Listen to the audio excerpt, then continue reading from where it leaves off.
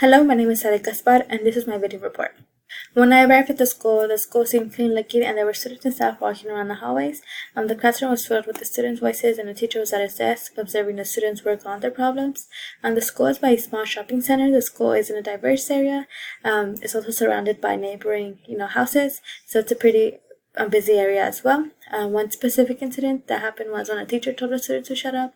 After telling the students several times to be quiet, it just stood out to me because I wouldn't think the teacher would resort to telling the student to shut up. Mr. X would remind the students of the time remaining on their assignments. He said, "You guys have so-and-so minutes left to work on these assignments." Most students were at a voice level 1. There were 2 to 3 students that were constantly getting into trouble or raising their voice higher than the voice level 1, but for the most part, every student was okay. Most of the students were, at a good behavior. And an important quote that I got from the teacher was that, most people think that Title I schools are, not that as good as maybe Clovis area schools where there's less Title I schools. But that's not true. There are negative and positive things about such quote-unquote higher schools. It just depends on what you want to choose. A preconceived notion that I had was that I thought that since a school is a Title I school, that the classroom maybe would not have current tech supplies or other resources, but I was wrong. I had this preconceived notion because I went to a Title I schools and remember not having the necessary supplies, and I also went to the same school that I was observing in. The Volt's book talks about embedding content-rich experiences into the classroom, knowing your students and knowing yourself. If a school lacks funding, virtual experiences could be supplemented for, field trips, because maybe there's not enough funding to fund those field trips. So you could do a virtual field trip, which would be just as informative as a field trip that students would go to, like a museum, for example. Know your students, know what they like. That could get their attention, and know yourself. Do you have the in-depth knowledge of that content of, doing a virtual field trip? If not, learn about it so you won't, embarrass yourself in front of your students. I knew I was wrong because when I went inside the classroom, I saw that the classroom had current laptops and a printer that prints 3D objects and other technology. So I was like, oh, I'm wrong. They do have supplies. My preconceived notion is wrong.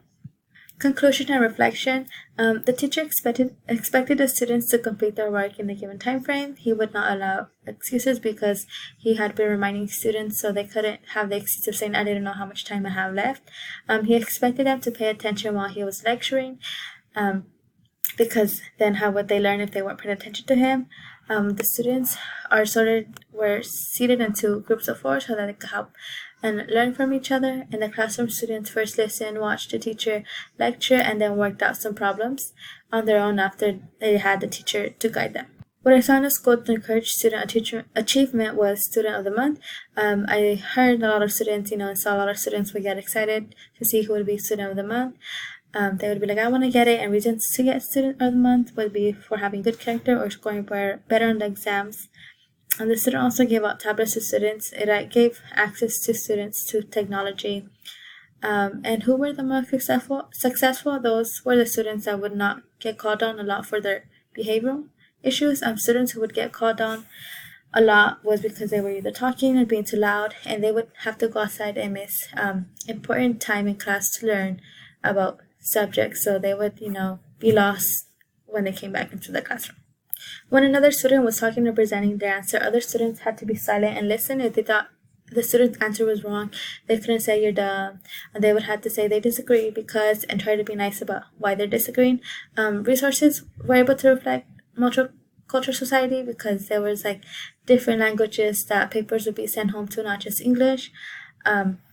Students in classroom that did not speak enough English were given extra help from other people that would come in and try to help them or pull them out to help them with their English. What I noticed during my observation was that it did not support my preconceived notion. The school had resources that were useful to students that were not there when I attended. What surprised me as a result of my observation was that the changes of some of the instructional methods, there are different techniques being taught now than the one they were taught when I went to school. What I learned from teaching a diverse group is that you might need help from other people, and it's okay to need help from other staff members because they might have skills that you do not have that can help these diverse students learn better.